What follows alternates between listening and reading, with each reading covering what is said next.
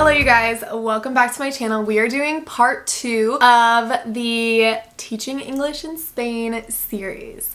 So I told you guys in the first video, if you haven't seen it here, I'll link it here. We walked through the RVF International program. They are sponsoring this video and we are working together to get you guys your dream to move to Spain. In today's video, I really wanted to give an insight as to what my life was like when I lived in Spain. All of the overview of the program information is going to be in that other video, so if you haven't seen that yet, go ahead and go look at that video, watch that video, and then come back to part 2 so that you can see, okay, once you get to Spain, what is my day going to look like? So I thought it would be fun to go back to one of my old videos because I actually started my YouTube channel when I first moved to Spain. I think the best way to show you guys what life was like there is to just pull up one of my old videos and we can watch it and we can talk about it. So let's go ahead and get started. I have my laptop here with one of my first videos from so long ago, and this was when I was teaching in Spain. I was teaching in Madrid and I worked at a private Catholic school. I was working with preschool and kindergarten, like up until 5th grade. So let's see what I did on this day in Spain. So let's go ahead and just jump into it. First, I'm gonna show you guys my outfit for today before I forget. Okay. Fashion in Spain, I loved it. Everyone was always dressed up anywhere they went. Long sleeve, black shirt, jeans from H&M, and just a pair of sneakers. Usually my days started, I feel like I wasn't getting to my school until like 10 a.m., which was really nice.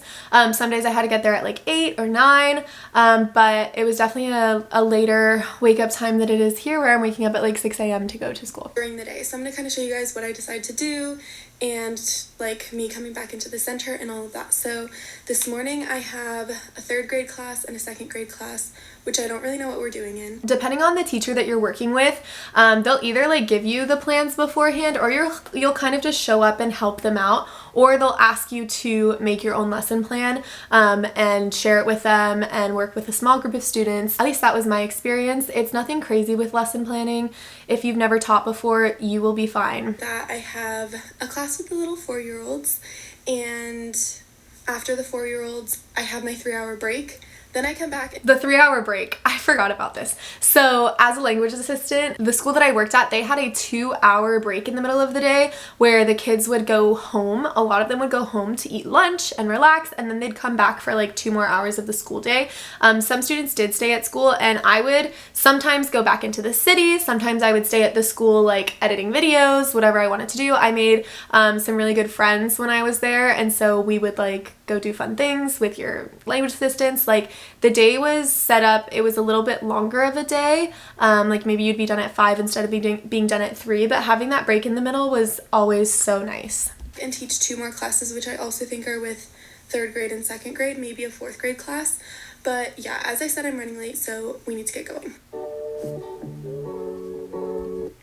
Going onto the metro. I loved public transportation in Spain, and I always thought it was so clean. If you're younger than 26, which I was, the last year that I was there, it was 8 euros a month to be able to go anywhere in the Comunidad de Madrid.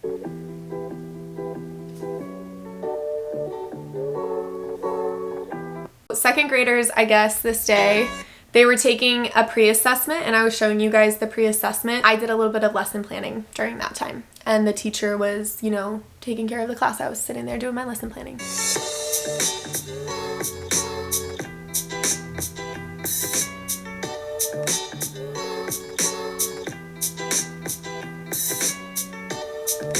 Okay, so here would provide support to individual students who were below grade level, and I would work with them. They provide you the curriculum, so that's like a curriculum book that we would use, and I would sit next to them and we would practice together. So that gives you like a little bit like, okay, I'm working with 3rd grade students and they're working on, is this true, is this false? Like very simple activities, and I'm just walking around and helping, providing support.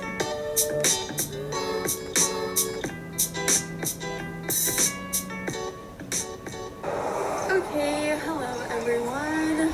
So I think this is my first break. Let's hear what I have to say this day. I have like a 15-minute break right now, and I thought I'd update you guys on how the day went. I did catch the bus, luckily, but it was so packed. So packed. So to get to my school, I took a metro and then I took like a 15-minute bus ride. Right now, I'm just gonna chill for a little bit, but basically the morning has been going pretty well, I would say. Because this is one of my like early videos, I was so nervous people would catch me talking to myself, which sometimes I still do, but it's just funny. My first class was so chill because they were doing kind of like a pre-assessment type of thing for the Cambridge exam to see if any of those students could take the Cambridge exam. My second class, I actually did get some videos of. I worked with two students who are a grade level behind in English at least, and so I pulled them to the side and worked with them on their workbooks and activity books, and so you guys will get to see kind of like what they work on and the content that they do. So yeah, now I'm just gonna chill, have a little break. I have my next class, which is with 4-year-old students, and after that class, then I have my 3-hour break, so that will be nice.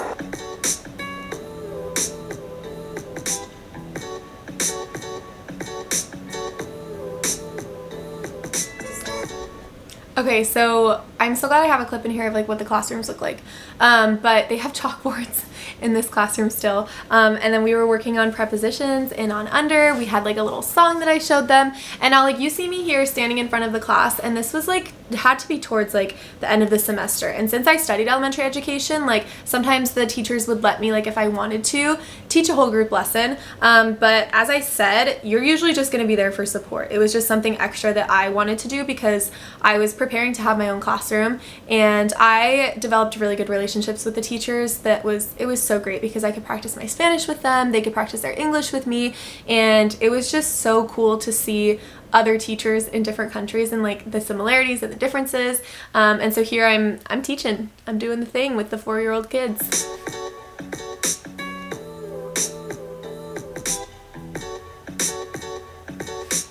I also added a little teacher tip. I always do this. I put relaxing music on in the background. I got a bunch of teachers there to start doing that because it's just necessary sometimes.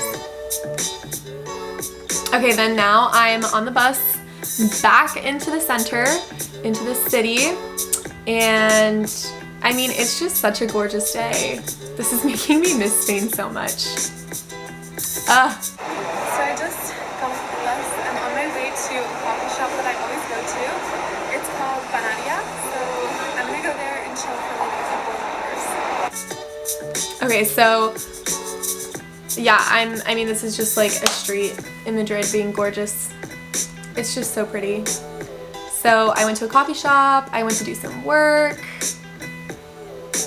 I told you guys like the location where it was.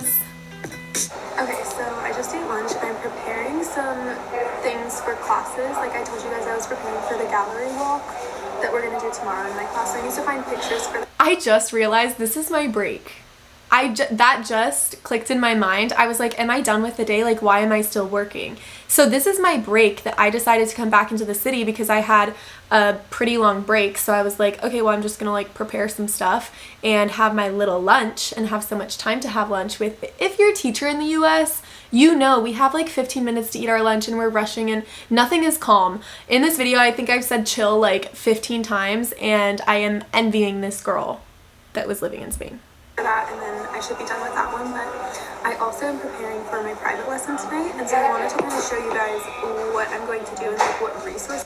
So, private lessons. This is something that a lot of auxiliares do. A lot of language assistants will, to make just a little extra money for travel. I know I mentioned in my first video that the stipend, it's enough to live, but I suggest going with savings, or also, this is another really great option, is to, in your free time, be an English teacher, like a tutor, a one-on-one tutor, and you can find these jobs like from the school that you work at. You can find these jobs from other Americans that are there. There's Facebook groups, and so I'm talking a little bit about my private lessons. This is what I use to teach it, because sometimes it's hard to create things on your own. So this is what I'm going to use today. I basically go on British Council Learn Kids English, and they have these great like activities to do with them. I'm going to start by reviewing vocabulary, then I'm going to go into this Goldilocks and the Three Bears, and then if we have more time we'll play more games with the vocabulary. Okay, I am off to the bus again to get back to school. I actually am going back a little bit early because I have some things that I need to print.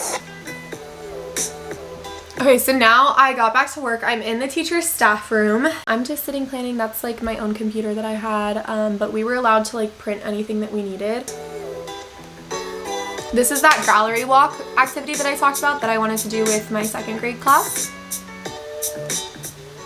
Guys, so I'm currently walking. So then I was explaining the gallery walk activity, but I feel like we know that, we can move on.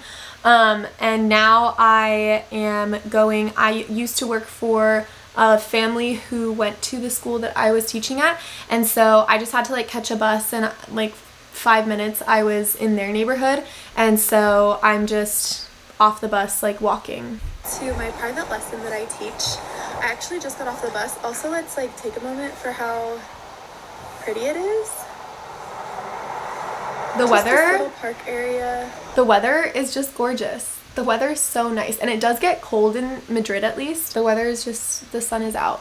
It's really cute. I want to update you guys on how the day went. So I had my break, came back to a 4th grade class. I couldn't film anything in there, but we played some vocabulary games like Hangman. I was working with one student individually who needs a lot of help, a lot of practice. He's also behind, but he's actually like 2 grade levels behind. It is so much later. I feel like that gives you guys a really good overview of what it is like at the school, and specifically like what are you going to be teaching. And that's really what I wanted this video to be about. In that video, I didn't really get into the lifestyle and other fun things to do in Spain, which I'll link. And like I did in my first video, I have so many videos on my channel showing what life is like in Spain. Especially my second year, I did like a whole weekend of my life in Spain. We went to Retiro Park, like we did all the fun things. And so I'll also link that in this video, but I really wanted to show you guys what is it like to be a language assistant? What are the expectations? What am I going to be doing in the classroom? And like I said, I thought no better way than when I was actually there. I hope that now you are kind of able to see like what a day in the life was like. But if you have any more questions, please let me know in the description. As I said, this was the second video in the series. Stay tuned for the third video in the series. Third video in this series is going to be a Q&A style video of like my experience in Spain, all the things, all the questions, because I want to take like the comments from the first video, comments for the second video, comments from my videos that I'm posting on TikTok. If you don't follow me on TikTok, make sure to follow me so that you get caught up with all the information that I'm putting out there as well. That's gonna all be like compiled into my Q&A last video of the session. But just really quickly before you go, RVF International, the deadline is February 25th, so get those applications started, get them rolling. Thank you guys so much for supporting me and watching my channel. Thank you so much to RVF for reaching out to me. I'm so excited about this partnership and helping all my viewers, all of you guys, to get to Spain. Click that link in the description to get started. If you guys did enjoy this video, please make sure to give it a thumbs up, leave a comment. Look forward to part 3 of the video series. I will see you guys in my next video. Bye.